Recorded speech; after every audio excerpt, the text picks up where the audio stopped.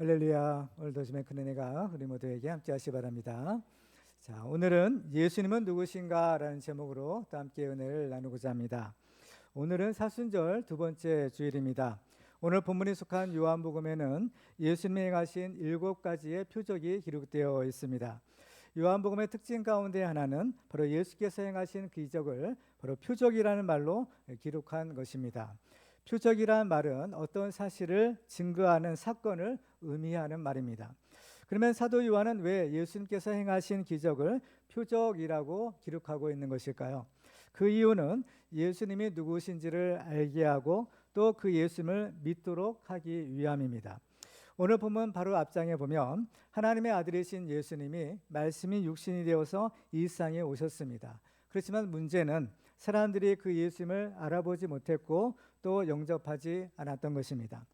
예수님을 믿고 영접해야만 하나님의 자녀가 되고 하나님이 주시는 영생의 선물을 받을 수 있지만 안타깝게도 사람들은 그 예수님을 믿지 않았던 것입니다. 그래서 사도 요한은 이 요한복음을 기록했는데 특별히 요한복음 20장 31절에 보면 그 요한복음을 기록한 목적을 이렇게 기록합니다. 오직 이것을 기록함은 너희로 예수께서 하나님의 아들 그리스도이심을 믿게 하려 하며 또 너희로 믿고 그 이름을 힘입어 생명을 얻게 하려 함이니라. 아멘. 예수님이 누구신지를 바르게 알고 또 그 예수님을 믿는 사람이 바로 축복의 주인공입니다. 왜냐하면 그 예수님을 믿는 사람은 하나님이 주시는 영생의 선물을 받을 수 있기 때문입니다. 오늘 본문에는 특별히 예수님께서 물을 변하여 포도주가 되게 하신 첫 번째 표적을 기록하고 있습니다. 오늘 말씀을 통해서 우리도 예수님을 바르게 알고 바르게 믿어서 거듭난 하나님의 자녀가 되고 하나님이 주시는 참된 생명을 얻는 축복의 주인공들 되시기를 주님의 이름으로 축원합니다. 자, 오늘 본문을 통해서 우리는 예수님이 누구시냐 또 예수님을 우리가 어떻게 믿어야 되는가라는 것을 발견하게 됩니다. 첫 번째로 예수님은 우리의 문제를 해결해 주시는 전능하신 하나님이십니다. 예수님이 행하신 첫 번째 표적은 물을 변하여 포도주가 되게 만드신 것이었는데 이 표적은 특별히 갈릴리 가나의 혼인잔치에서 일어났던 표적입니다. 오늘 본 1절과 2절을 같이 읽도록 하겠습니다. 시작. 사흘째 되던 날 갈릴리 가나에 혼례가 있어 예수의 어머니도 거기 계시고 예수와 그 제자들도 혼례의 청함을 받았더니 아멘. 갈릴리 가나에 혼인잔치가 이제 벌어졌습니다. 우리 인간이 이 생에 살아가는 동안에 기쁜 일, 슬픈 일들을 만나게 되는데 기쁜 일 중에서도 아주 기쁜 일을 만나면 잔치를 열어서 여러 사람과 함께 기쁨을 함께 나누게 됩니다. 그런데 이런 잔치 중에서 제일 기쁘고 또 즐거운 잔치는 바로 오늘 본문에 있는 것처럼 혼인잔치, 결혼잔치입니다. 왜냐하면 결혼이라는 것은 하나님께서 짝지어 주신 남자와 여자가 한 가정의 남편과 아내가 되는 것으로서 하나님이 주시는 큰 축복을 의미하기 때문입니다. 예수님은 우리가 장차 들어가야 될 하나님 나라 천국을 혼인잔치로 비유하셨습니다. 혼인잔치 중에서 제일 큰 잔치는 바로 왕의 아들의 혼인잔치입니다. 그 혼인잔치의 주인공이 누구냐면 바로 예수님이 신랑이 되시고 또 교회가 그 그리스도의 신부가 되는 혼인잔치인 겁니다. 오늘 본문에 보면 혼인잔치가 벌어진 때가 사흘째 되던 날이라고 기록하고 있습니다. 이 사흘째 되던 날이라는 말은 시간 순서상 세 번째 날이라는 뜻이기도 하지만 여기에서는 특별히 예수님이 십자가에서 죽으시고 사흘째 되던 날 부활하신 그 날을 의미하는 것이기도 합니다. 진짜 이루어질 혼인잔치는 바로 그때 이루어질 것이다 라는 것입니다. 오늘 본문에 보면 예수님이 갈릴리 가나에서 벌어진 혼인잔치에 초대를 받아서 그 혼인잔치에 참석을 하게 됩니다. 그렇지만 예수님은 그 혼인잔치의 신랑은 아니었습니다. 이때는 다만 하객의 자격으로서 결혼식을 축하해 주기 위해서 방문하신 것입니다. 그렇지만 장차 하나님의 나라에서는 예수님이 신랑이 되시고 우리 성도들이 그 예수님의 신부로서 어린 양의 혼인잔치에 참여하게 될 것입니다. 그런데 이렇게 세상에서 가장 기쁘고 좋은 그 혼인잔치에 갑자기 위기 상황이 발생하게 됩니다. 오늘 3절을 보시면 포도주가 떨어진지라 라고 했습니다. 바로 이 혼인잔치에 포도주가 떨어졌던 것입니다.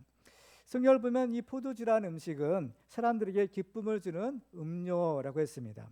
시편 104편 15절을 보면 사람의 마음을 기쁘게 하는 포도주와 사람의 얼굴을 윤택하게 하는 기름과 사람의 마음을 힘있게 하는 양식을 주셨도다라고 했습니다. 그래서 이 사람의 마음을 기쁘게 하는 음료가 포도주였던 것입니다. 이 당시 풍습에 의하면 보통 이 혼인 잔치는 일주일 내지는 2주일에 걸쳐서 이제 벌어졌다고 합니다. 그래서 이 혼주는 어느 정도 사람들이 올 것을 예상하고 미리 충분한 포도주를 준비하는 것이 결혼 잔치를 준비하는 가장 중요한 일이었던 것입니다. 그런데 예상외로 사람들이 많이 와서 그런지 잔치 도중에 그만 이 포도주가 떨어지게 된 것입니다. 혼인 잔치에서 포도주가 떨어진다라는 것은 그 잔치가 이제 끝났다라는 것을 의미하는 것입니다. 사람들의 마음을 기쁘게 하는 포도주는 이 기쁜 혼인 잔치에 없어서는 안 되는 필수품인데 이 포도주가 떨어지게 되면 기쁘고 즐거워야 될 혼인 잔치도 이제 끝이 나게 되는 것입니다. 그러면 우리가 생각할 때 좀 일찍 혼인 잔치가 끝나면 끝나는 거지 이게 뭐가 대수냐라고 생각할지 모르지만 이 포도주가 떨어진 것이 위기 상황이었다라는 것을 우리는 알 수가 있습니다. 왜냐하면 그 당시에 이제 결혼 풍속을 우리가 살펴볼 필요가 있는데요. 이 당시에 이제 혼인 예식은 단순히 신랑과 신부의 혼인 잔치로 끝나는 것이 아니라 마을 전체의 행사였던 겁니다. 그래서 마을 전체의 체면이 걸린 아주 중요한 공동체 행사로 여겨졌습니다. 그래서 결혼식을 할 때 신랑과 신부의 아버지가 혼인 잔치를 주관하는 것이 아니라 그 마을에서 가장 연세가 높고 또 덕망이 높은 어르신을 모셔다가 그분을 연회장으로 모시고 그 연회를 주관하게 했던 것입니다. 그래서 이 탈무드에 보면 이렇게 중요한 마을 잔치인 결혼 잔치에서 포도주 준비를 소홀히 해서 잔치가 이상하게 끝이 나면 신랑 신부의 부모가 연회장으로부터 고발을 당하고 심지어는 끌려가서 매까지 맞았다라는 기록이 있습니다. 왜냐하면 이런 혼인잔치는 마을 전체를 그야말로 수치로 몰아넣는 치욕적인 사건이 되기 때문이었습니다. 따라서 이 가나의 혼인잔치에서 포도주가 떨어졌다라는 것은 엄청난 위기 상황이 발생했다라는 것을 의미하는 것입니다. 그런데 이것은 또한 우리가 살고 있는 이 세상의 한계를 의미하는 것이기도 합니다. 우리 사람이 일상에서 누릴 수 있는 가장 기쁘고 즐거운 혼인잔치이지만 어느 순간 갑자기 포도주가 떨어질 수도 있고 기쁨이 변하여 근심이 되고 축하를 받아야 될 신랑 신부가 그만 수치를 당할 수도 있게 되는 것입니다. 이렇게 일순간에 위기에 처한 혼인잔치였지만 그렇지만 그 위기를 극복할 수 있었던 이유는 예수님께서 바로 그곳에 계셨기 때문입니다. 오늘 본 1절과 2절을 제가 다시 한번 읽어보면 이렇게 기록합니다. 사흘째 되던 날 갈릴리 가나에 혼례가 있어 예수의 어머니도 거기 계시고 예수와 그 제자들도 혼례 청함을 받았더니 바로 이 갈릴리 가나에서 벌어진 혼인잔치에 바로 예수님이 또 그 제자들이 초대가 된 것입니다. 예수님을 초대했다라는 것은 예수님을 영접했다라는 것이고 또 그 예수님을 믿는다라는 것을 의미하는 표현입니다. 물론 그 당시에 그들은 예수님이 누구신지를 모르고 초대한 것입니다. 그렇지만 나중에 알고 보니까 결과적으로 그들이 초대한 예수님은 바로 하나님의 아들이셨던 것입니다. 성경을 보면 이 하나님을 모시고 영접한 가정은 큰 복을 받았습니다. 구약 성경의 아브라함의 가정을 보면 아브라함의 부지 중에 하나님과 그 천사들의 일행을 영접하게 됩니다. 그때 아브라함은 하나님으로부터 내년 이맘때에 내게 아들이 있을 것이다 라는 그러한 기쁜 소식을 듣게 됩니다. 이것은 너무나 기쁜 소식이기 때문에 정말 믿어지지 않을 정도였습니다. 그렇지만은 하나님께서 말씀하신 대로 아브라함은 1년 후에 바로 이삭을 낳았던 것입니다. 그래서 이 하나님을 모시는 가정은 축복의 가정이 됩니다. 그래서 예수를 모시는 것은 곧 하나님을 모시는 것이 되는 겁니다. 왜냐하면 예수님의 또 다른 이름이 임마누엘이기 때문입니다. 마태복음 1장 23절을 같이 읽어볼까요? 시작. 보라, 처녀가 잉태하여 아들을 낳을 것이요 그의 이름은 임마누엘이라 하리라 하셨으니 이를 번역한즉 하나님이 우리와 함께 계시다 함이라. 아멘. 따라서 예수님을 모신 곳은 곧 하나님을 모신 곳이고, 예수님을 모신 곳에는 언제나 기적이 일어나고 바로 문제가 해결되었던 것입니다. 여러분은 어떻습니까? 여러분의 가정에는 문제가 없습니까? 문제가 있지만 때로는 우리 힘으로 해결할 수 없는 그런 어려운 문제가 있을 수가 있습니다. 예를 들면 우리의 자녀의 문제라든지 사업의 문제라든지 또 결혼의 문제라든지 또 건강의 문제라든지 정말 우리 힘으로 해결할 수 없는 어려운 문제들이 있을 수 있는 것입니다. 그럴 때 우리는 바로 우리의 문제를 해결해 줄 수 있는 예수님을 믿으시기 바랍니다. 예수님을 여러분의 인생과 여러분의 가정에 영접하시기 바랍니다. 예수님을 모신 가정은 하나님이 우리와 함께 하시는 임만의 축복을 받고 우리의 문제가 해결되는 축복을 받을 수가 있습니다. 오늘 본문에서도 포도주가 떨어진 이 혼인잔치에 바로 예수님을 모셨기에 예수님이 물을 포도주로 변하게 만드셔서 그 문제를 능히 해결해 주신 것입니다. 우리가 모시는 예수님, 우리가 믿는 예수님은 능치 못함이 없는 전능하신 하나님이십니다. 예수님은 특별히 우리의 죄의 문제를 해결해 주시는 분이십니다. 오늘 본문에서 예수님이 물을 변하여 포도주가 되게 하셨는데 이 포도주가 되게 하신 것의 의미가 있습니다. 이것은 바로 예수님의 보혈을 상징하는 것입니다. 예수님이 성만찬을 제정하실 때 그때의 장면을 마태복음 26장 27절과 18절은 이렇게 기록합니다. 같이 한번 읽어볼까요? 시작. 또 잔을 가지사 감사기도 하시고 그들에게 주시며 이르시되 너희가 다 이것을 마시라. 이것은 죄사함을 얻게 하려고 많은 사람을 위하여 흘리는 바 나의 피 곧 언약의 피니라. 아멘. 예수님은 포도주를 주시면서 이것은 너희를 위하여 죄사함 얻게 하는 나의 피다라고 말씀하시는 겁니다.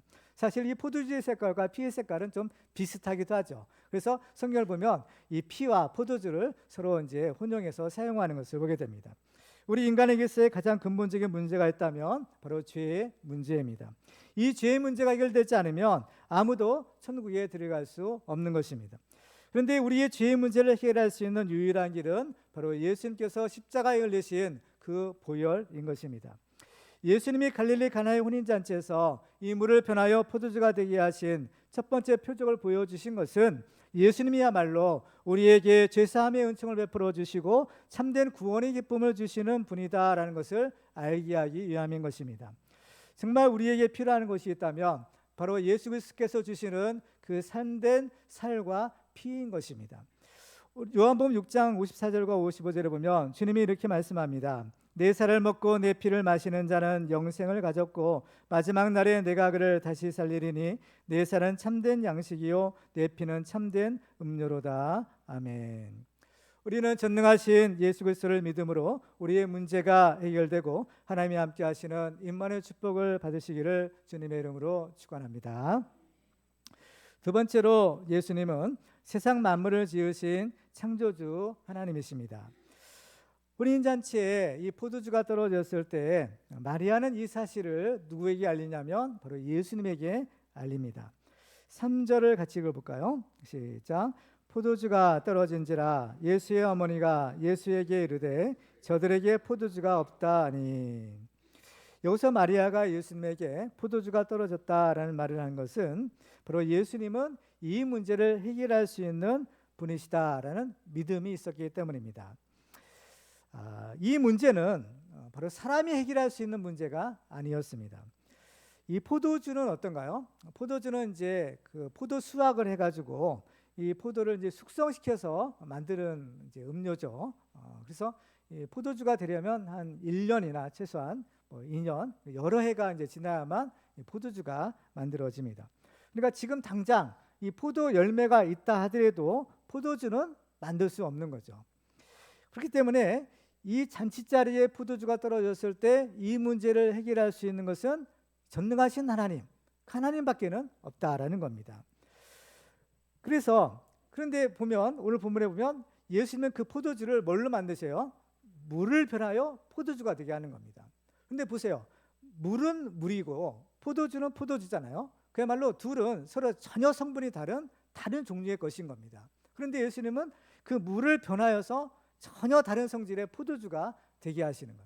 이 능력은 바로 창조주 하나님만이 가지신 바로 능력인 것입니다. 그렇기 때문에 마리아가 지금 이 문제를 예수님께 알렸다라는 것은 예수님은 이 문제를 해결할 수 있는 분이시다라는 믿음을 가졌기 때문이고, 마리아가 했던 이 믿음은 예수님은 바로 창조주 하나님이시다라는 그 믿음의 고백이 오늘 본문에 나타나는 것입니다. 마리아는 예수님이 하나님의 아들이다라는 사실을 알고 믿었던 사람입니다. 왜냐하면 바로 그 예수님을 마리아 자신이 잉태하고 낳았기 때문입니다. 마리아가 예수님을 잉태했을 때 성령으로 바로 수태가 되었잖아요. 그래서 그 가브리엘 천사로부터 바로 이제 그 수태 고지를 전해받고, 또 예수님이 태어났을 때 목자들이 전해준 천사들의 말과 동방박사들의 경배한 것들, 또 안나와 시므온이 전해준 그 말씀, 뭐 이런 것들을 다 종합해 볼 때 바로 예수님은 자기가 자기 배에서 낳았지만, 예수님은 자기 아들이기도 하지만 이 예수는 그 천사가 전해준 말씀대로 거룩하신 하나님의 아들이구나라는 사실을 알았던 것입니다. 따라서 마리아는 육신적으로는 예수님이 자기 아들이지만 이 예수님은 또한 전능하신 하나님의 아들이시다라는 믿음을 가지고 있던 것입니다. 그래서 마리아는 이 믿음을 가지고 있었기에 포도주가 떨어졌을 때 이 위기를 해결할 분은 예수님밖에 없다라고 생각하고 그 예수님께 도움을 청한 것입니다. 그래서 예수님은 첫 번째 표적으로 이 물을 포도주로 변화시킴으로써 예수께서 바로 이 세상을 만드신 창조주이시다라는 사실을 알게 하신 겁니다. 그래서 예수님이 이 첫 번째 표적의 결과가 무엇인가요? 바로 예수님의 하나님의 영광이 드러나고 제자들이 예수님을 믿었다라는 겁니다. 자, 오늘 보면 마지막 11절 한번 같이 읽어볼까요? 시작. 예수께서 이 첫 표적을 갈릴리 가나에서 행하여 그의 영광을 나타내심에 제자들이 그를 믿으니라. 아멘. 이 영광이라는 것은 바로 창조주 하나님의 영광을 의미하는 것입니다. 세상을 창조하셨던 성자 하나님이 말씀이 육신이 되어서 이 땅에 오셨고, 그 갈릴리 가나의 혼인잔치에서 처음 그 영광을 나타내시고, 그 결과 제자들이 예수님을 믿게 된 것입니다. 그리고 또 이 물을 포도주로 바꾼 사건은 창조 사건인 동시에 우리의 구원의 사건이기도 합니다. 모세가 이스라엘 백성들을 출애굽시킬 때 애굽에 10가지 재앙이 내리게 됩니다. 그 첫 번째 재앙은 바로 나일강이 변하여 피가 되는 것이었습니다. 이 애굽에 대한 심판의 재앙으로서 물을 피로 변하게 하셨던 하나님께서는 이번에는 바로 우리 인간의 구원 사역으로서 물을 포도주로 바꾸는 그 기적을 행하신 것입니다. 따라서 예수께서 이 물을 포도주로 바꾼 사건은 바로 이 창조의 완성이자 동시에 출애굽 구속 사건의 시작임을 의미하는 것이기도 했던 것입니다. 여러분은 예수님을 믿으십니까? 아멘. 예수님이 세상 만물을 지으신 창조주 하나님이신 것을 믿으십니까? 아멘. 그렇다면 예수님이 물을 변하여 포도주가 되게 하신 것처럼 우리를 변하여 새 사람이 되고 우리를 거듭난 하나님의 자녀가 되게 하시는 것을 믿으시기 바랍니다. 오늘 본문 바로 다음에는 니고데모가 예수님을 찾아간 사건을 기록하고 있습니다. 그때 예수님께서는 사람이 거듭나지 아니하면 하나님 나라를 볼 수 없다, 하나님 나라에 들어갈 수 없다라고 하십니다. 그러니까 니고데모가 사람이 늙으면 어떻게 날 수 있겠습니까? 두 번째 모태에 들어갔다가 나올 수 있겠습니까? 라는 말을 합니다. 그럴 때 예수님께서는 요한복음 3장 5절에서 이렇게 말씀합니다. 예수께서 대답하시되 진실로 진실로 내게 이르노니 사람이 물과 성령으로 나지 아니하면 하나님의 나라에 들어갈 수 없느니라. 이 사람이 물과 성령으로 거듭나는 것, 이것이 어떻게 하나님의 기적이죠. 하나님의 능력으로서만이 가능한 겁니다. 또 예수님은 부자가 천국에 들어가기가 어렵다라고 하시면서 낙타가 바늘귀에 들어가는 것이 부자가 하나님 나라에 들어가는 것보다 더 쉽다라고 말씀합니다. 그러니까 제자들이 그렇다면 누가 구원을 얻을 수 있겠습니까? 라고 말하죠. 그때 예수님께서는 이렇게 말씀합니다. 마태복음 19장 26절을 같이 읽습니다. 시작. 예수께서 그들을 보시며 이르시되 사람으로는 할 수 없으나 하나님으로서는 다 하실 수 있느니라. 아멘. 사람은 할 수 없지만 하나님은 능히 하실 수 있다라는 겁니다. 바로 하나님은 하실 수 있다. 이 전능하신 하나님, 창조주 하나님에 대한 믿음을 우리가 가져야 되는 겁니다. 성경을 보면 예수님이 여러 가지 기적을 행하실 때 내 믿음대로 될지어다, 또 믿는 자에게는 능치 못하심이 없다라는 말씀을 하십니다. 오늘 본문에 보면 이 말씀대로 이 예수님은 이 마리아의 믿음에 응답하셔서 물을 변하여 포도주가 되게 하시는 기적을 행하시는 겁니다. 마리아가 예수님은 창조주 하나님이시구나, 예수님은 하나님의 아들이시구나, 이 믿음을 가지고 예수님께 요청했을 때 예수님께서는 그 마리아의 믿음을 보시고 물을 변하여 포도주가 되게 하시는 이 기적을 행해 주신 것입니다. 여러분은 예수님을 믿으십니까? 예수님이 창조주 하나님인 것을 믿으십니까? 그렇다면 또한 예수님께서는 이 마리아처럼 여러분의 믿음대로 기적을 행하실 것을 믿으시기 바랍니다. 그렇죠? 우리는 하나님 앞에 기적을 바랍니다. 또 우리는 기적이 있어야 됩니다. 그러기 위해서는 우리도 이 마리아와 같은 그 창조주 하나님에 대한 믿음, 그저 그 전능하신 하나님에 대한 믿음을 가지고 주님께 나가야 됩니다. 그럴 때 주님께서는 우리의 믿음을 보시고 내 믿음대로 될지어다 바로 응답해 주시는 것입니다. 그렇기 때문에 정말 우리에게서의 문제는 무엇이냐? 바로 믿음의 문제인 것입니다. 예수님의 능력이 없는 것도 아니고 하나님의 능력이 없으신 것도 아니고 문제는 우리가 믿음이 없다라는 겁니다. 마태복음 17장 20절을 같이 읽겠습니다. 시작. 진실로 너희에게 이르노니 만일 너희에게 믿음이 겨자씨 하나일 만큼만 있어도 이 산을 명하여 여기서 저기로 옮겨지라 하면 옮겨질 것이요 또 너희가 못할 것이 없으리라. 아멘. 그렇습니다. 이 겨자씨만한 믿음만 있어도 이런 놀라운 능력을 행하신다는 거예요. 이 능력은 바로 우리의 능력이 아닌 하나님의 능력인 겁니다. 다만 하나님께서는 그 능력을 행하실 때 뭘 보세요? 바로 우리의 믿음을 보신다는 거예요. 그 믿음을 보시고 그 믿음을 통해서 하나님께서 역사하신다라는 것입니다.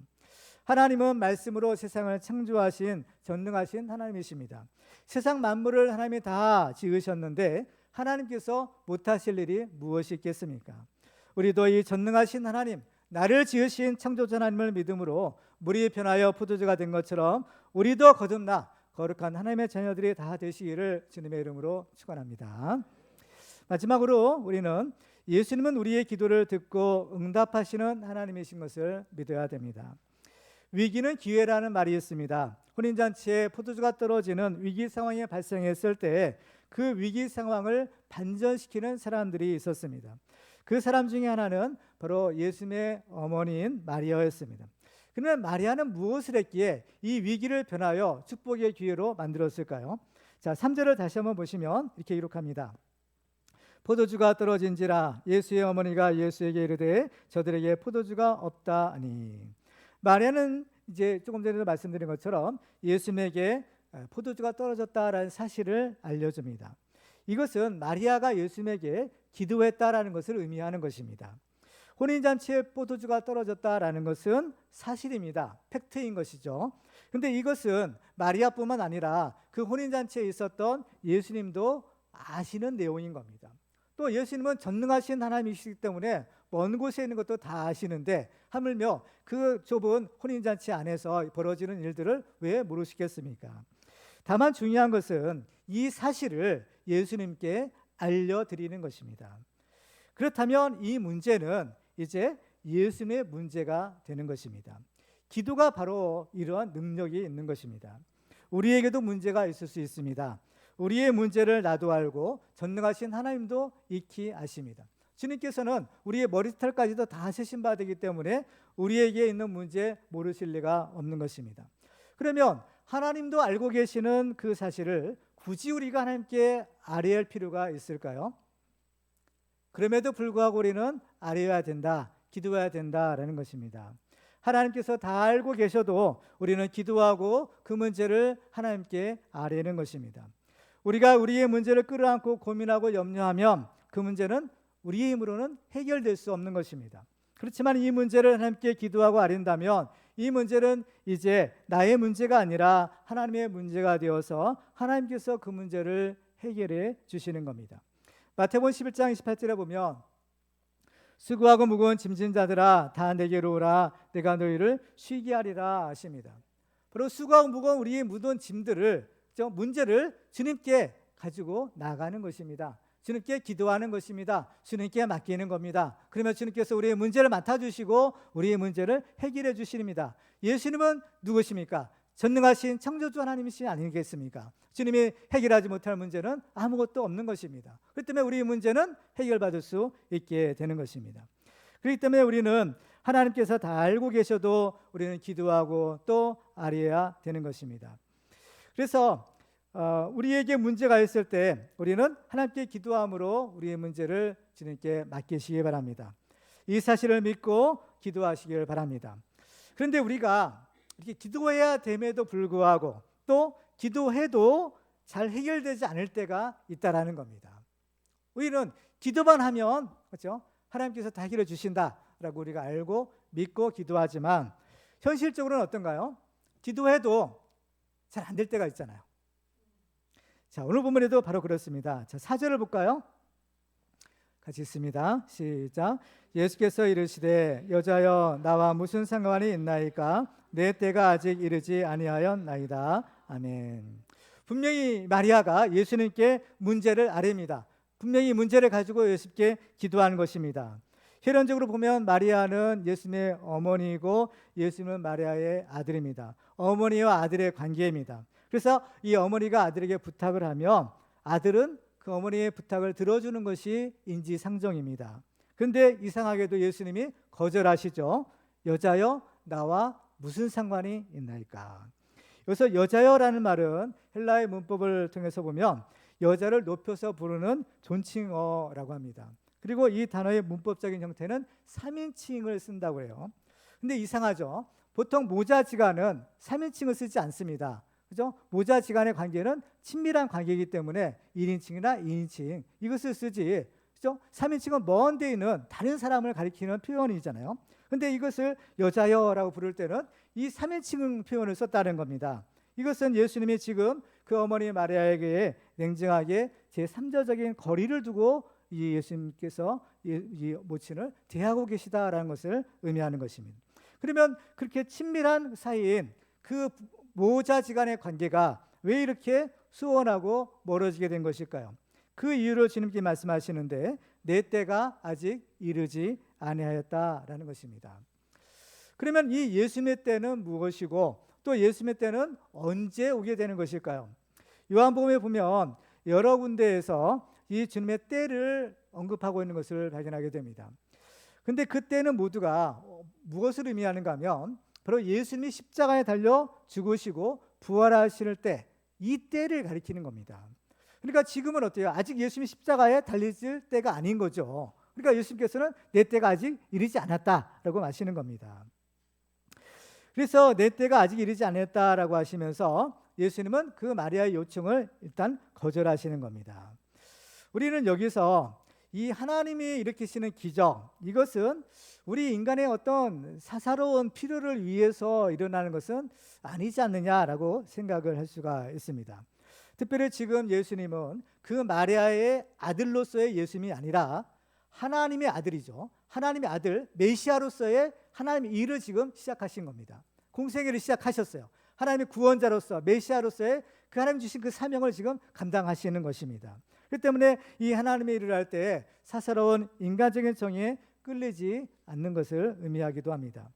그래서 예수님은 인간의 뜻보다는 하나님의 뜻을 앞세우고 바로 인간의 때보다는 하나님의 때를 앞세우면서 사셨던 것입니다. 우리도 마찬가지입니다. 우리도 하나님 아버지께 기도합니다. 우리가 기도할 때 하나님은 우리 아버지라고 하시죠. 우리는 그 아버지 하나님의 아들, 자녀들인 겁니다. 아들이 아버지께 부탁하면 아버지는 아들의 부탁을 들어주는 것이 또한 인지상정입니다. 그런데도 하나님께서는 우리의 기도를 응답하지 않으실 때가 있다는 겁니다. 왜 그럴까요? 물론 여러 가지 이유가 있겠지만 오늘 본문에 비춰보면 아직 하나님의 때가 이르지 않았기 때문에, 그렇죠? 또 아직은 우리의 기도의 분량이 하나님이 요구하시는 그 분량에 미치지 못했기 때문에 이런 여러 가지 이유로 우리가 기도하지만 지금 당장에는 그 뜻이 이루어지지 않을 수도 있다라는 겁니다. 그렇다면 자, 우리가 기도했는데 하나님께서 응답은 뭐요? 아직 아니다. 그렇죠? 예수님께서 말씀하신 것처럼 아직 내 때가 이르지 않았다라고 하실 때가 있는 겁니다. 그렇다면 지금 당장에는 우리가 원하는 것을 얻지 못하는 것이죠. 그러면 이러한 응답을 받았을 때 일종의 거절이잖아요. 이러한 거절도 응답인 겁니다. 거절의 응답을 받았을 때 우리는 과연 어떻게 해야 되느냐? 하나님 때가 아직 아니라니까 이제 뭐 안 되나 보다. 이게 포기하고 말해야 될까요? 그렇지 않다라는 겁니다. 분명히 하나님의 뜻은 아니다 하시는 거예요. 예수님께서는 아니다 하시는 거예요. 그러면 포기해야 되느냐? 그렇지 않다라는 거예요. 우리는 이것을 마리아를 통해서 확인할 수 있는 겁니다. 그렇죠? 우리는 마리아를 통해서 정말 놀라운 이 비밀을 발견할 수 있는 거죠. 자, 이 예수님의 거절의 말씀을 들은 마리아가 뭘 했는지를 우리가 봐야 됩니다. 자, 5절을 볼까요? 자, 같이 읽습니다. 시작. 그의 어머니가 하인들에게 이르되 너에게 무슨 말씀을 하시든지 그대로 하라 하니라. 분명히 예수님은 내 때가 이르지 않았다 거절하시는 거잖아요. 그런데도 어때요?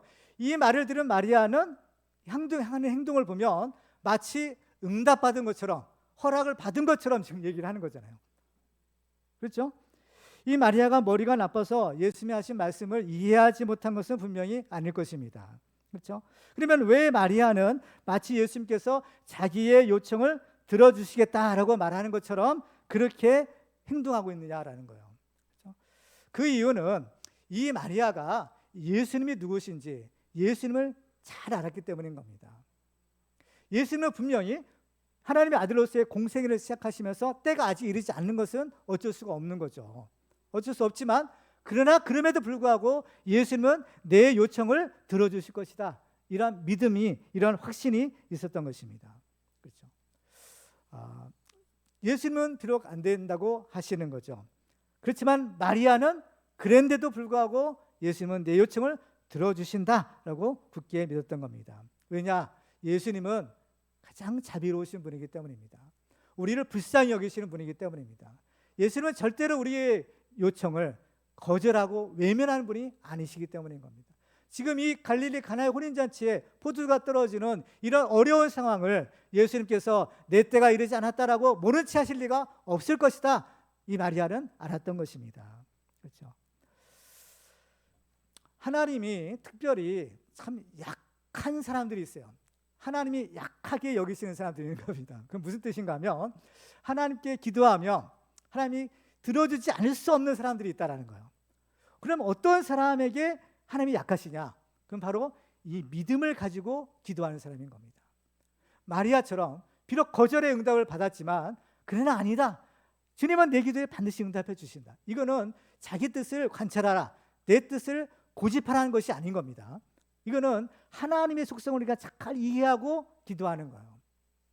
성경을 보면 하나님께서는 들어주시지만 때로는 들어주지 않는 것처럼 이렇게 행동하실 때가 있어요. 예수님 같은 경우도 보면 예수님에게 수로보니게 여인이 찾아옵니다. 이 여자에게는 문제가 있었어요. 무슨 문제냐?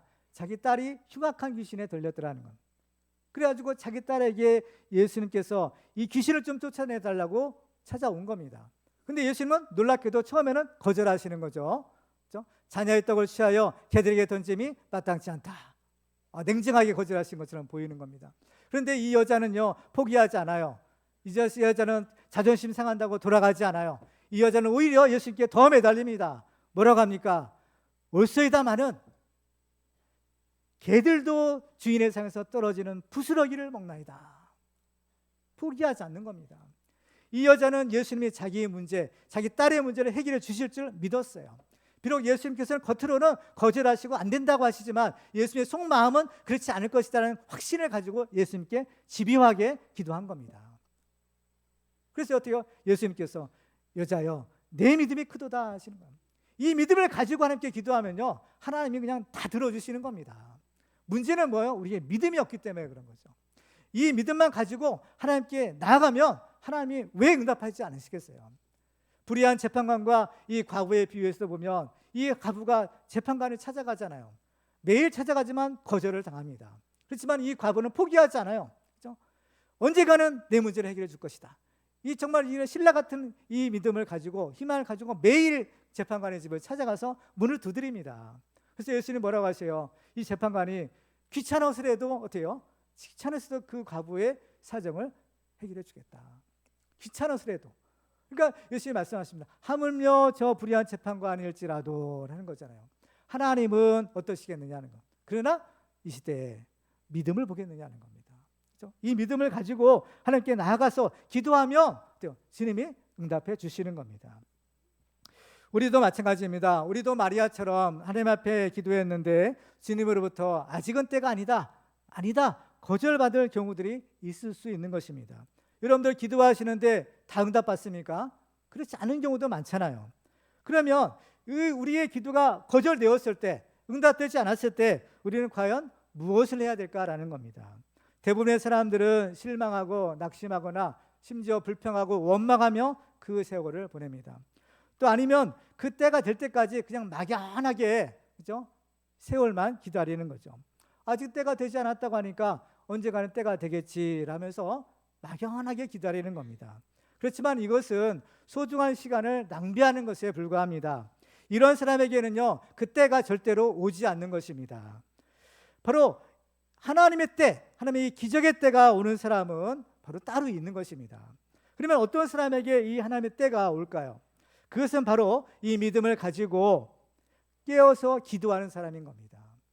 비록 지금 당장에는 이루어지지 않지만 언젠가 이 때가 되면 하나님께서 이루어 주실 것이다. 이 믿음을 가지고 기도하는 것입니다.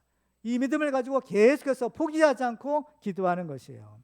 그렇다면 하나님이 반드시 이루어 주시는 겁니다. 그러면 이 하나님의 때는 과연 언제 이루어지는 것일까요? 하나님의 때는 물론 하나님의 계획이 있으시죠. 하나님의 계획이 있으시지만 그보다 더 중요한 것은 바로 나의 믿음이 준비될 때인 겁니다. 그 하나님의 때라는 것은 사실 하나님의 때보다는 나의 때일 수 있어요. 내가 준비되어야만 하나님께서 주시기도 하시는 겁니다. 우리의 믿음이 준비되지 않으면 어때요? 아무리 하나님이 주시고자 해도 받을 수가 없는 겁니다. 그래서 믿음은 그릇이라고 하잖아요. 축복을 담을 수 있는 그릇인 겁니다. 우리에게 이 축복을 담아낼 수 있는 믿음의 그릇이 준비될 때 바로 그때가 하나님의 때인 겁니다. 여러분들 가운데 너무 힘들고 어려운 이 고난의 때가 오랫동안 계속되는 분이 혹시 있을지도 모릅니다. 우리에게는 이 하나님의 기적이 필요한데 그 기적이 일어나지 않고 계속해서 시간만 가고 있을 수도 있을 것입니다. 그렇다면 우리는 무엇을 해야 될까요? 바로 하염없이 때만 기다리고 있는 것이 아니라 감나무 밑에서 감이 떨어질 때까지 그렇게 요행을 바라는 것이 아니라 이 믿음을 가지고 적극적으로 하나님 앞에 기도하는 것입니다. 바로 이것이 하나님의 때를 앞당기는 믿음인 것입니다. 마태복음 7장 7절과 8절을 같이 읽겠습니다. 시작. 구하라 그리하면 너희에게 주실 것이요 찾으라 그리하면 찾아낼 것이요 문을 두드리라 그리하면 너희에게 열릴 것이니 구하는 이마다 받을 것이요 찾는 이는 찾아낼 것이요 두드리는 이에게는 열릴 것이니라. 아멘. 아무것도 안 하고 가만히 있는 것이 아니라 이 믿음을 가지고 구하고 찾고 두드리며 기도하는 사람, 바로 이 사람에게 하나님의 때가 임하고 하나님의 축복의 문이 열리게 되는 겁니다. 그렇죠? 그렇기 때문에 우리는 그렇죠? 이 하나님의 기적을 체험하기 위해서 바로 이 믿음을 갖고 기도해야 되는데, 근데 우리를 돌아보면 문제가 있어요. 뭐냐? 계속해서 반복되는 문제이지만 우리에게는 믿음이 없다, 믿음이 부족하다라는 겁니다. 그렇죠? 그렇기 때문에 우리는 솔직하게 하나님 앞에 구해야 되는 겁니다. 나의 믿음 없음을 불쌍히 여기시고, 그죠? 불쌍히 여기서 내게 믿음을 주시옵소서. 그죠? 하나님이 역사하실 수 있는 그 하나님의 기적을 체험할 수 있는 그 믿음을 주시옵소서. 내게는 이 믿음이 필요합니다. 내게는 이 믿음을 내가 갖기 원합니다. 믿음도 하나님이 주시는 것이잖아요. 하나님 내게 이 믿음을 주시옵소서라는 거예요. 그래서 이 주님의 기적을 체험한 이 마리아의 믿음은 그냥 가만히 있는 믿음이 아니라 하나님의 때를 앞당기는 믿음이었다라는 겁니다. 그렇기 때문에 이 믿음을 가지고 있으면 하나님이 그 때를 이제 줄여주시는 겁니다. 10년이 걸려서 응답될 것을 뭐 1년으로 줄여주신다든지, 그렇죠? 몇 개월이 걸릴 문제를 한 달로 줄여주신다든지, 이렇게 그 때를 하나님이 좁혀주시는 겁니다.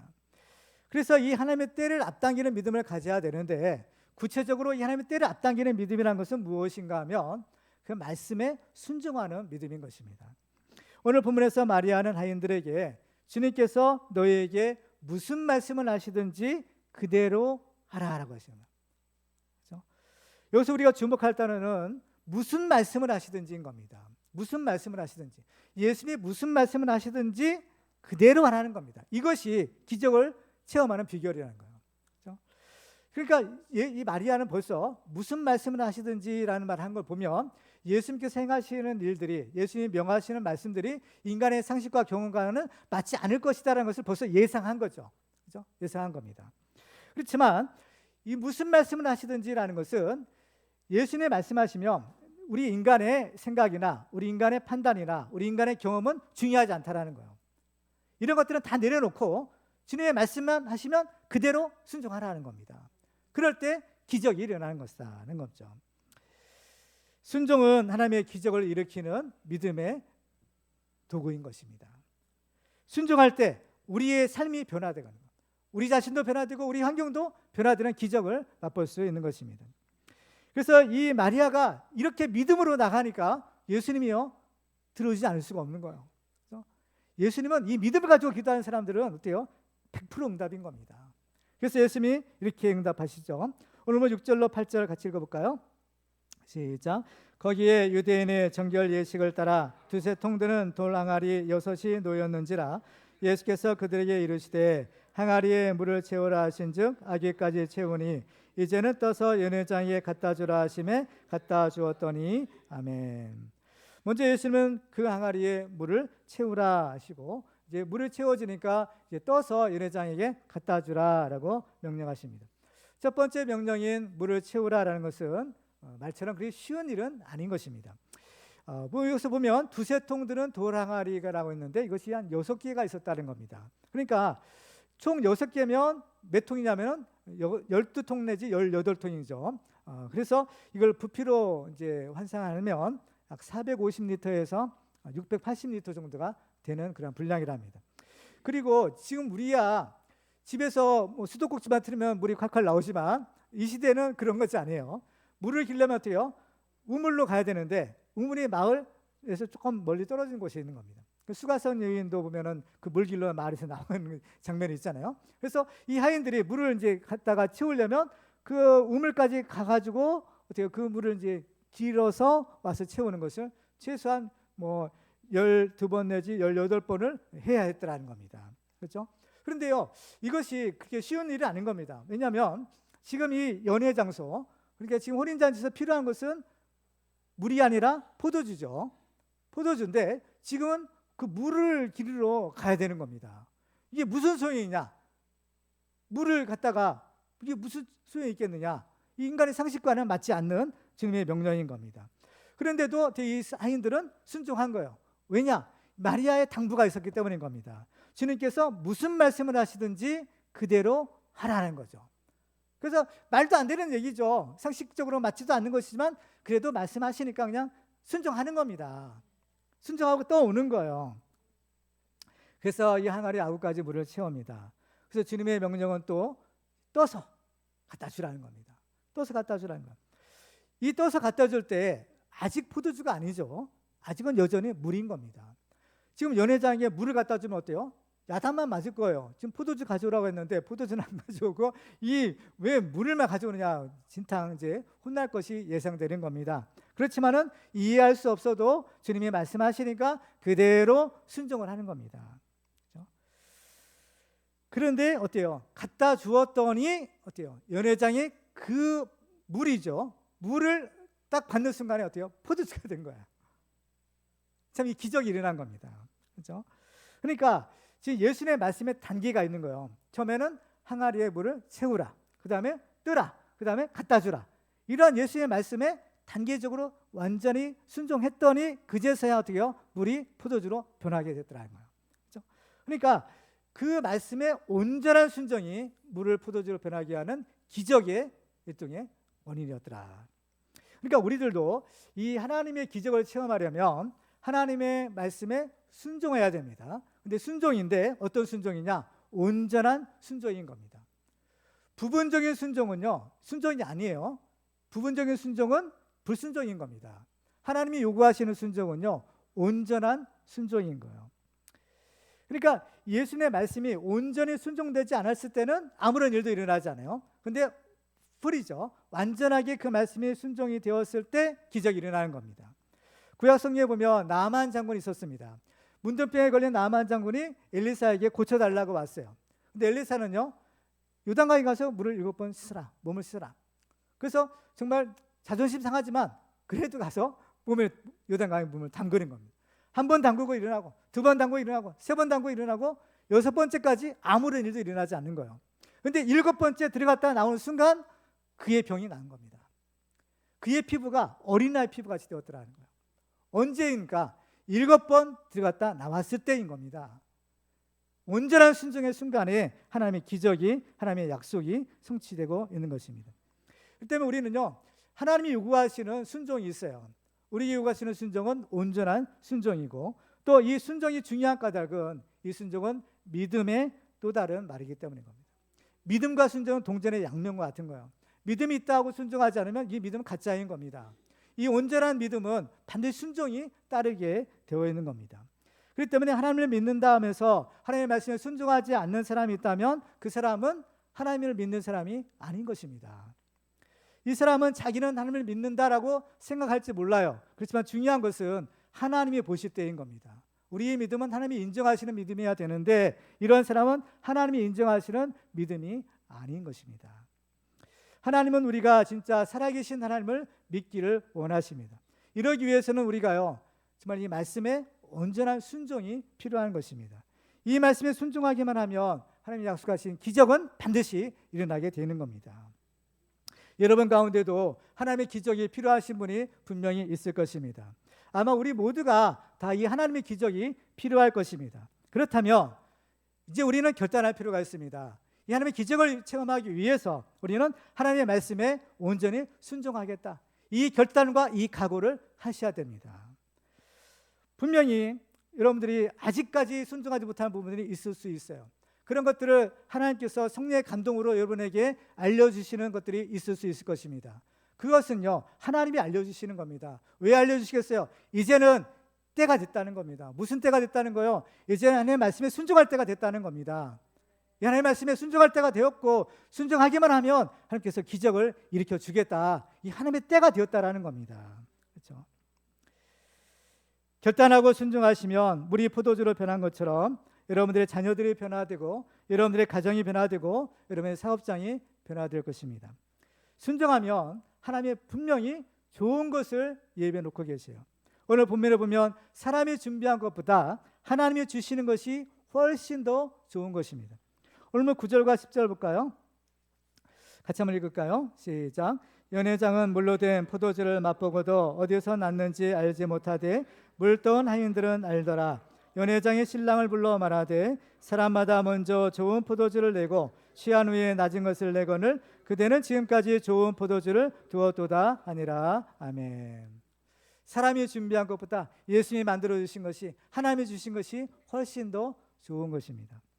주님은 아직 때가 이르지 않았다라고 하셨지만 마리아처럼 또 하인들처럼 믿음으로 순종하는 사람들에게는 하나님이 그 때를 앞당겨 주시는 겁니다.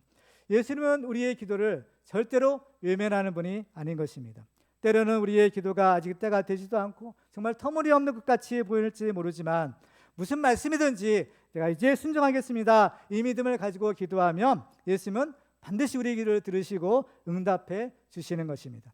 우리는 오직 이 말씀에 순종하겠다라는 이 믿음을 가지고 기도해서 응답받고 하나님의 기적을 체험하는 축복의 주인공들 되시기를 주님의 이름으로 축원합니다. 이제 말씀 맺겠습니다. 오늘 우리는 예수님이 누구시고 또 우리가 예수님을 어떻게 믿어야 되는지를 살펴보았습니다. 오늘 말씀을 통해서 우리는 예수님을 바르게 알고 바르게 믿어 거듭난 하나님의 자녀가 되고 하나님의 기적을 체험하며 하나님이 주시는 참된 생명을 받는 축복의 주인공들 되시기를 주님의 이름으로 축원합니다. 기도하겠습니다. 오늘 주신 말씀 우리가 기억하면서 우리 한번 결단하며 기도하기 원합니다. 하나님, 내가 아직 하나님의 말씀에 순종하지 못하는 것들이 있습니다. 이 말씀에 순종할 수 있는 믿음을 주시옵소서. 하나님의 때를 앞당길 수 있는 믿음을 주시고 하나님의 기적을 체험하는 하나님의 종 되게 하여 주셔서 살아계신 하나님에 대한 믿음을 주시고 부활신앙을 우리에게 주시옵소서. 우리 주여 한번 부르시고 기도하겠습니다. 주여.